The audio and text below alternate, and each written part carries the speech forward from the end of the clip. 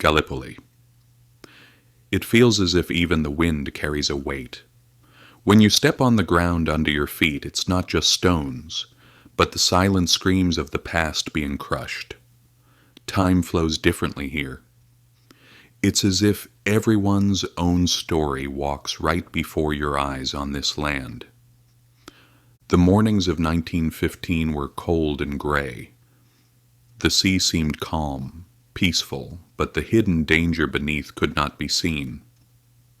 Massive warships appeared on the horizon, breaking the silence into tension, the roar of cannons mixed with the wind pressing against the heart.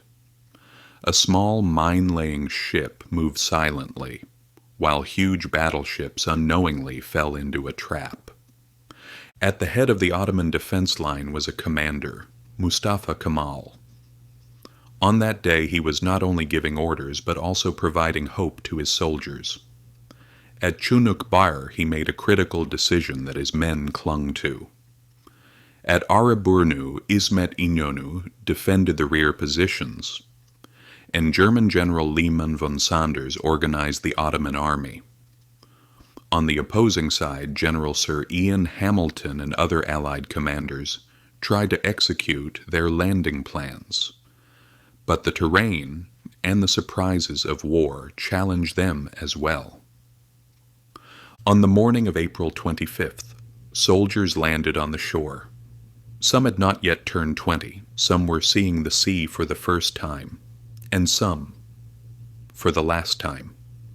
Fear was written on everyone's face, but in some, determination, in others, helplessness. They couldn't look back because there was no place to return. Trenches, a thin line between life and death. The soil mixed with mud, blood, and sweat. Bombs exploded, bullets whistled through the air. Every step was a risk. Every breath could be the last. Soldiers held on to each other. Some fell at the edge of the trench, while others tried to save them. Amidst the roar of cannons, soldiers advanced, carrying the wounded. Screams, orders, gunfire. Everything in chaos. For a moment time seemed to stop, then the chaos returned. Some lost friends. Some had to leave the man next to them to survive. British and Anzac forces advanced from the shore, temporarily taking control of certain areas.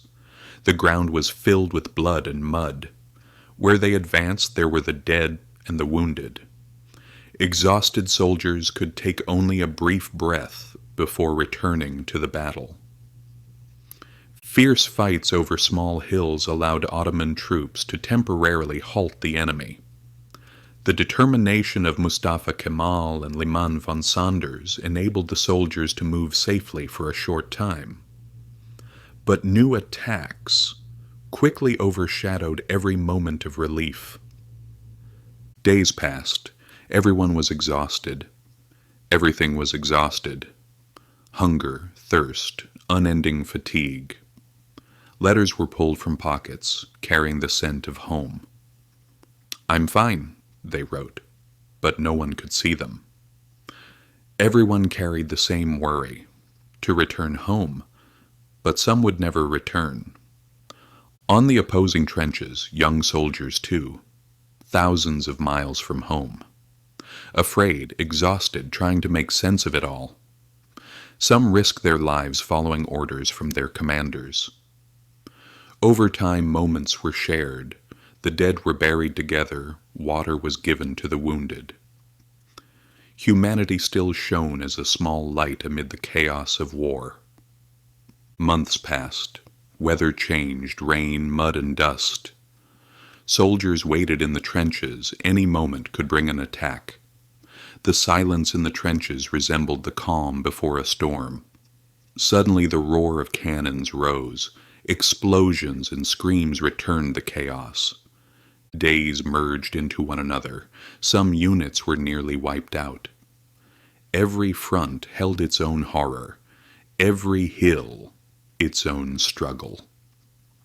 Mustafa Kemal and other commanders made strategic decisions to save the lives of soldiers, but every decision carried risk. And finally, a silent decision to retreat was made. Both the Ottoman army and the Allied forces had become physically and logistically exhausted after months of fighting.